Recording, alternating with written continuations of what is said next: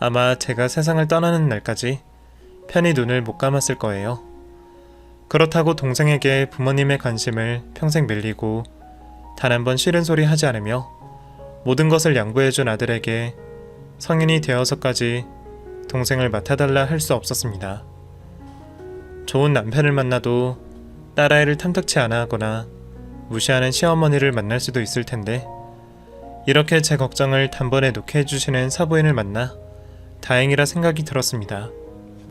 그 뒤로 서로에게 덕담하며 분위기가 무르익고 있을 때 사부인께서 제 딸을 데리고 있고 싶다고 말씀하셨죠.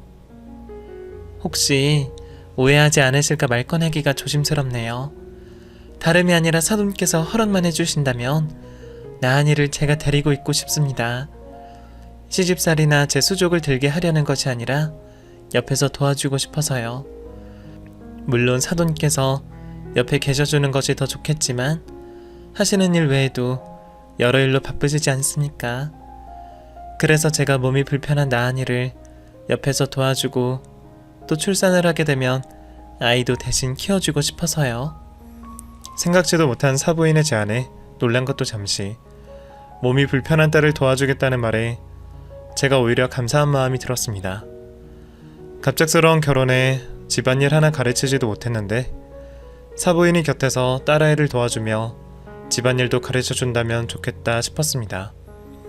거기다 선한 모습의 사이와 사부인은 믿을만한 사람처럼 보였습니다. 딸아이 또한 새로운 가족과 하루라도 더 빨리 친해지고 싶다는 듯한 표정을 저에게 보내고 있었죠. 저는 사부인의 부탁을 감사하다 답하게 되었습니다.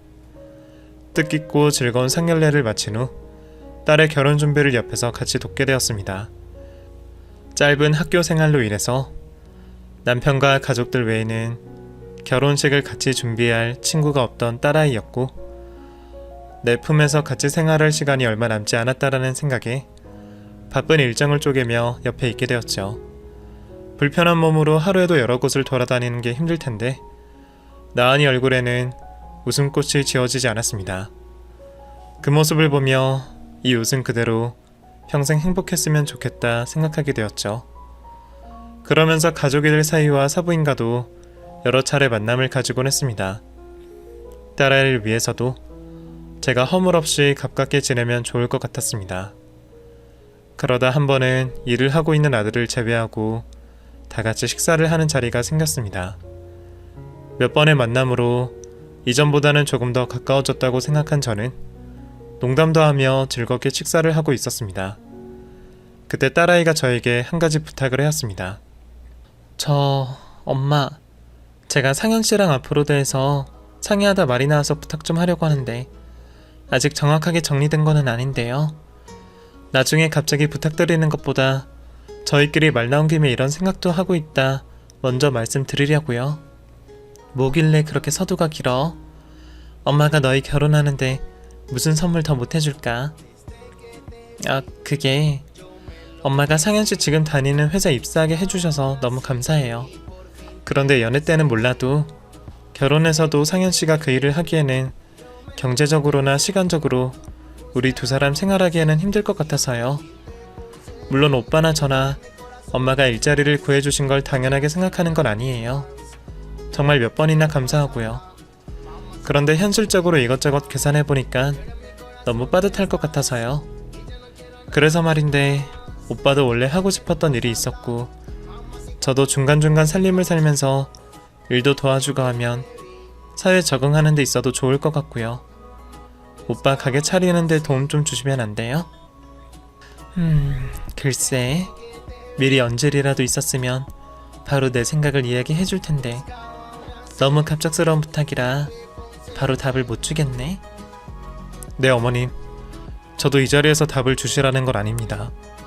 그냥 저희가 그런 생각과 계획을 가지고 있다 정도 말씀드리는 거예요. 다만 제가 하려고 하는 사업에 완벽한는 아니지만 어느 정도 준비는 되어 있습니다. 사실 아주 어렸을 때 처음으로 일했던 곳이 카페였어요. 그곳에서 일을 하며 사장님께 커피에 대해서 배우면서 관심이 생겨 호주로 워킹 홀리데이로 가서 배우려고도 생각했는데 현실적으로 당장 먹고 사는 게 급해서 포기했지만요. 일용직 일을 하면서도 꾸준히 유명 카페를 찾아다니면서 미약하게나마 그 꿈을 잡고 있었는데 요즘 커피 산업이 점점 규모도 커져가고 당시 저와 같이 일했던 사람들이 제법 규모가 큰 카페를 운영하니 욕심이 나서요. 그래서 한번 제대로 해보고 싶어서 이렇게 말씀드리는 겁니다. 사이는 딸과 함께하는 제안에 자신이 준비가 되어 있다고 말했습니다. 작은 카페라도 돈 몇 천은 들어가는 상황에 쉽게 결정할 수 없었습니다.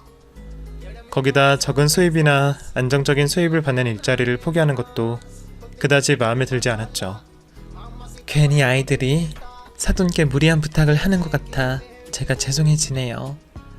제가 능력이 있었다면 이런 말이 나오지 않았을 텐데 괜한 고민을 만들어드려서 제가 죄송합니다. 그런데 젊은 아이들이 저희보다 앞으로의 전망을 보는 데 있어 더 밝지 않겠습니까? 그리고 당장에 몇 년은 힘들더라도 서로 같이 이겨내며 열심히만 하면 좋은 결과가 있을지도 모르고요. 나은이도 카페처럼 사람과 많이 접하는 곳에서 일하면서 사회의 편견도 깨고 스스로 무엇인가 해낸다면 자존감도 올라갈 거고요. 못난 아들을 둔 어미로서 이번 부탁 좋게 봐주셨으면 감사하겠습니다. 사실 사이가 얼마나 준비가 되었나 보다는 나은이가 사회에 나와 활동을 한다는 말이 제게 더 와닿았죠. 그 말을 듣자마자 밝은 모습으로 일을 하고 있는 딸아이의 모습이 그려졌습니다. 그 상상을 하니 딸을 위해서라도 도움을 줘야겠다 마음을 먹게 되었습니다. 당장에 그 부탁을 수락하지는 않고 집으로 돌아가 고민을 하는 척했고 사업 자금을 조건 없이 주는 것이 아니라 빌려주는 것으로 약속을 하고 부탁을 들어주게 되었습니다. 혹시나 계속된 저의 도움으로 사이와 딸아이가 안일한 마음을 가질까 싶어한 하나의 안전장치였죠. 시간은 빠르게 흘러 결혼식이 다가왔고 저는 청승맞게도 수많은 하객들이 모인 딸아이의 결혼식장에서 펑펑 울고 말았습니다. 아침까지 어떻게든 참아보려 했던 눈물인데 그토록 아름다운 딸아이의 모습을 보게 되니 저와 딸이 겪어온 힘든 시간들이 머릿속을 스쳐갔습니다. 언제 이렇게 다 자란 건지 딸아이는 우는 저를 웃으며 위로해줄 나이가 되어 있었습니다. 그 모습을 보며 저는 제 몫을 다한 거라 생각하며 딸아이의 영원한 행복을 빌게 되었죠. 결혼을 한 딸은 그 뒤로도 친정을 자주 찾으며 행복한 모습을 보여줬습니다. 이전에 비하면 비교할 수도 없을 만큼 긍정적이고 밝아진 모습에 저 또한 너무나도 만족을 하고 있었습니다. 한창 딸과 제가 생애 가장 행복한 시간을 보내고 있을 때 갑작스레 어두운 먹구름이 찾아왔습니다. 바로 코로나였어요. 점점 걷잡을 수 없게 커져가는 코로나 사태로 저는 사업으로 많은 사람을 상대한다는 이유로 딸아이 또한 사이가 하는 카페로 인해서 서로를 생각하는 마음에 만남을 줄여가게 되었습니다. 사태가 진정이 되어가면서 너무나도 딸을 보고 싶은 마음에 친정으로 와서 보자며 제게 연락을 해보아도 가게 일로 바쁘다며 피했습니다. 가게를 찾아가려고 하면 코로나가 위험해서 또는 다른 일을 하고 있다며 좀처럼 얼굴 보는 게 쉽지가 않았습니다. 사소한 이유로 차일피일 만남을 거부하는 딸아이에게 서운했지만 딸아이도 힘든 상황에 재촉하면 안 되겠다고 생각이 들었습니다. 뉴스에서 백신이 도입되고 코로나 사태가 곧 진정이 될 거라는 이야기를 들으며 딸과 보게 되는 날을 오매불만 기다리게 되었죠. 그러던 금요일 저녁이었습니다. 창밖 풍경이 보이지 않을 정도로 폭우가 쏟아지던 날이었죠. 비 때문인지 아들은 퇴근길이 늦어지고 있었고 저는 돌아올 아들에게 줄 음식을 차리고 있었죠. 한창 찌개를 끓이고 야채를 다듬고 있을 때 아파트 출입문 호출이 왔습니다. 화면을 보니 음식 배달 기사분 같았어요.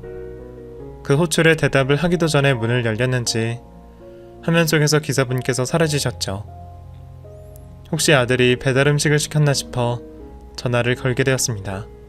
네 어머니, 저 좀 더 늦을 것 같은데요. 비가 너무 많이 와서 그런지 차가 엄청 막혀요. 그래? 알았다.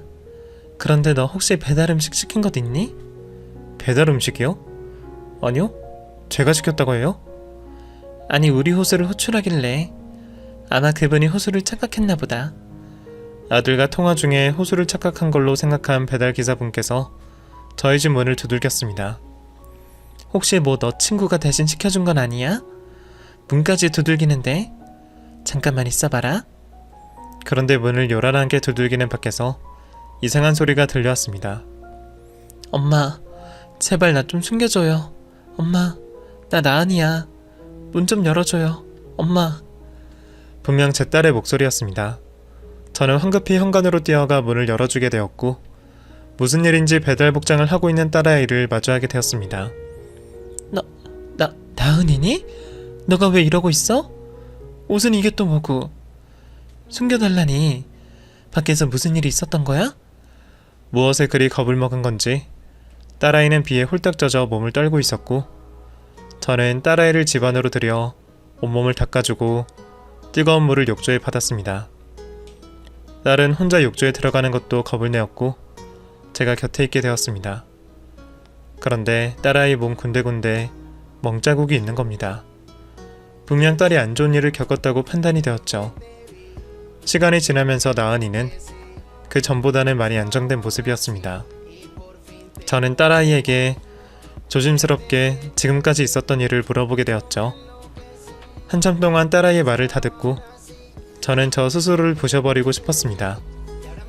제가 딸을 못 보는 동안 딸은 인간 취급도 받지 못하는 시댁살이를 하고 있었습니다.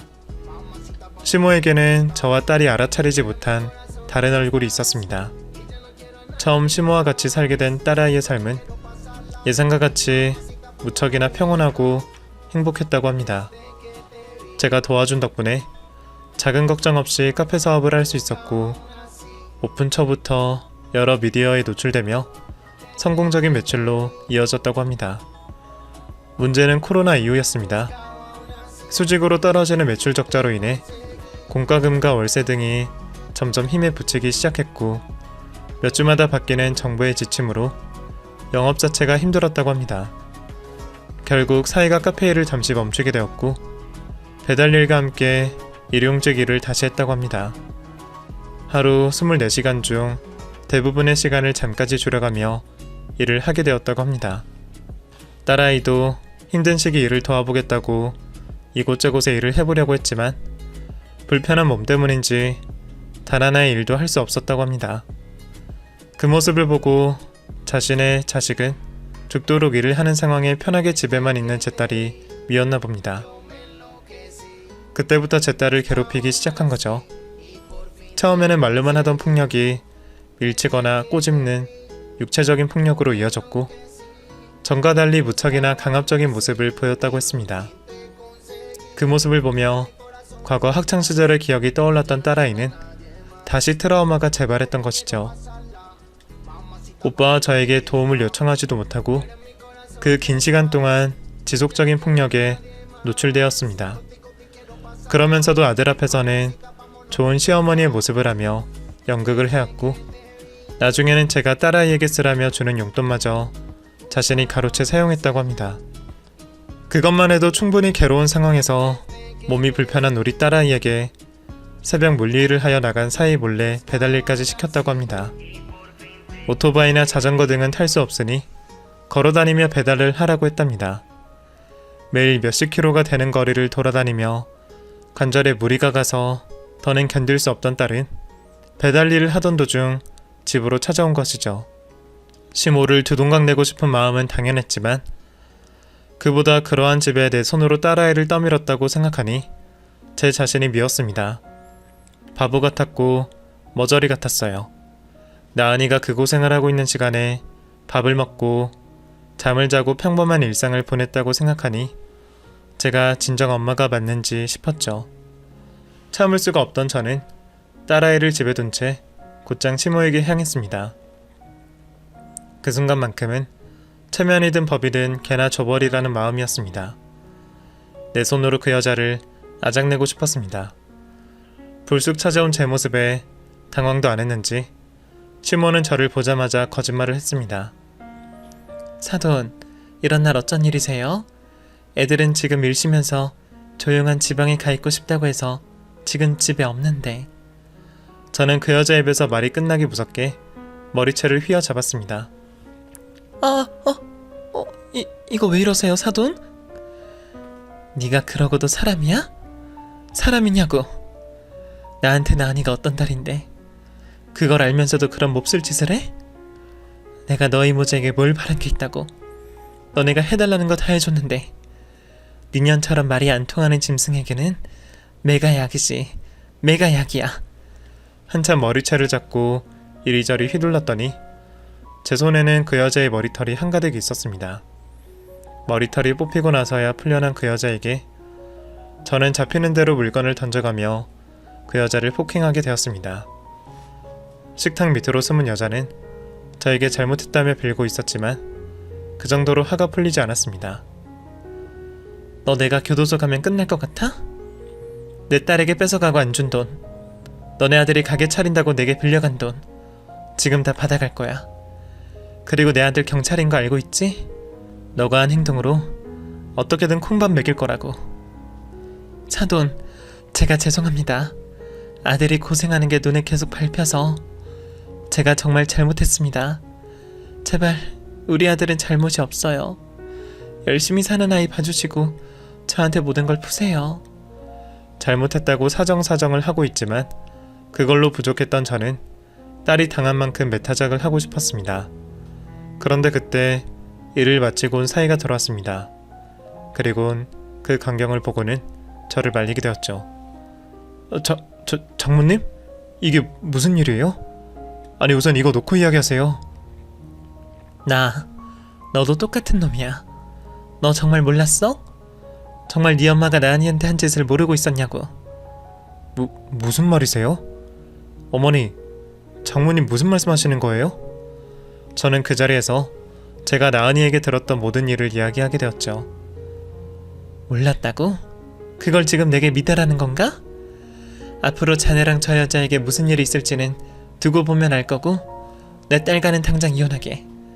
아니, 내가 무슨 일 있어도 이혼시킬 거니 그렇게 알고 있어. 그렇게 한바탕 난리를 치고 돌아오면서 이렇게 한들 무슨 소용인가 싶었습니다. 딸아이가 받은 상처는 아직 그대로 남아있을 것이고 이 모든 것은 제대로 알아차리지 못한 제 탓이었습니다. 아무리 좋은 시댁 식구라도 둘만 살게 했어야 했는데 딸아이를 사지로 몬 것 같아 미안하기만 했습니다. 엉망이 되어 집으로 돌아온 저의 모습을 보고 아들과 딸은 무슨 일이 있었는지 아는 듯 보였습니다. 저도 더는 이야기해봐야 딸에게 상처만 더 주는 일이라 생각되어 아무 말도 하지 않고 방으로 들어가게 되었죠. 그리고 얼마 안 있어 사이가 집으로 찾아왔습니다. 처음 노발대발하며 사이를 쫓아내려 했지만 사이는 정말 몰랐었던 일이었다고 말했고 사실을 듣게 된 뒤 그 여자와 연을 끊었다고 말해왔습니다. 그 말을 믿을 수 없었던 저에게 자신이 이 세상 누구보다 나은이를 사랑한다고 말했습니다. 장모님, 정말입니다. 제가 알았다면 절대 이런 일 없었을 거예요. 물론 제게 책임이 없다는 말이 아닙니다. 장모님 말씀처럼 남편으로서 나은이가 힘들어하는 걸 눈치채지 못한 제 잘못입니다. 더 이상 같은 일은 없을 겁니다. 어머님께서 우려하시는 일 절대 없을 거라 맹세합니다. 전 나은이가 이 세상의 1번입니다. 아무리 제 어머니라고 해도 제 아내에게 그런 행동을 한 것을 용서할 수가 없어요. 그래서 어머님과 관계 정리했습니다. 그리고 저 아직 나은이 많이 사랑합니다. 당장에 빌려주신 돈 갚으라 말씀하시면 갚겠고 화가 풀리실 때까지 혼내시면 혼나겠습니다. 하지만 제발 나은이 곁에 있게만 해주세요. 제가 정말 잘못했습니다. 맞아요, 엄마. 내가 상현 씨에게 숨겼어. 괜히 내가 말해서 일만 커질 것 같아서. 내 잘못도 있어. 아니, 내 잘못이 커. 내가 처음부터 어떤 식으로도 대응을 했어야 하니까. 앞으로 엄마 실망시키지 않을게. 그러니 상현 씨는 용서해줘. 그리고 나도 상현 씨 아니면 안 돼, 엄마. 딸아이도 자신이 숨긴 탓에 절대로 사이가 심화 있었던 일을 몰랐을 거라며 마음이 돌아선 저를 설득시켰습니다. 지속적으로 결백을 증명하는 사이와 저를 설득하는 딸을 떼어놓을 수 없다고 생각한 저는 사위를 용서하기로 했습니다. 어차피 저 또한 딸에게 용서를 받아야 하는 입장이니 딸의 뜻을 따르기로 한 거죠. 자신의 엄마와 연을 끊은 사이는 저희 집으로 들어와 살기로 했습니다. 그것이 자신의 결백을 더 증명하는 거라 생각했고, 혹시나 찾아올지 모르는 그 여자에게서 제 딸을 안전하게 보호할 수 있을 거라 말했습니다.